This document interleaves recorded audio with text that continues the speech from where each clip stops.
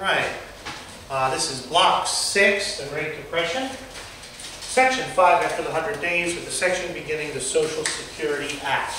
This is one of the most long-reaching, far-reaching laws and reforms enacted during Roosevelt's New Deal. This is definitely a reform act.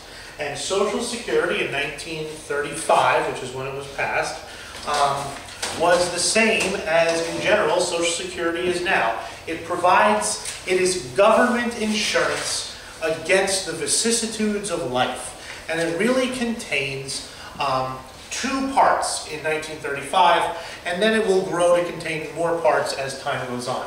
The first two original parts of Social Security are unemployment insurance, that if you lost your job due to an accident, if you were disabled on your job, if you were hurt at work, then Social Security would give you a monthly check to see you through, or at least partially see you through.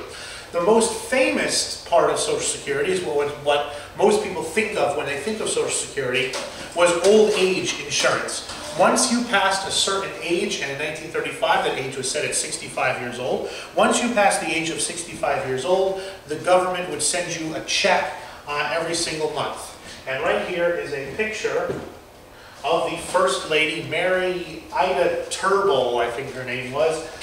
This is the very first Social Security check that the United States government ever mailed out. Social insurance had been a part and parcel of Germany since the 1880s. The British had passed a system of social insurance in the 1920s. The United States was one of the last industrialized countries to pass a system of social insurance, and that's because of the traditional American laissez-faire way of looking at things, the typical traditional American role of a limited government, of mitigating institutions between the individual and the state. But in the depths of the Depression, when many people were suffering, progressives finally got what they had been fighting for decades, Social Security, social insurance for all Americans over the age of 65.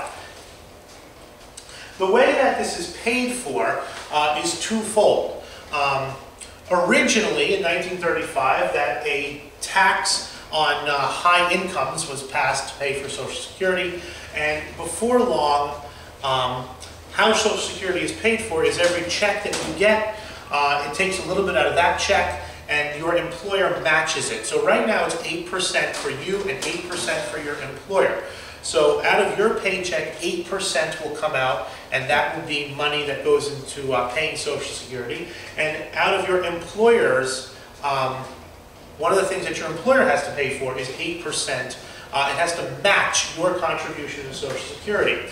That money is used to pay for current retirees. When you retire, the idea is that the people who are working when you retire will pay for you. This system of social insurance was one of the greatest successes, most famous successes, and most long-lasting successes of Roosevelt's New Deal.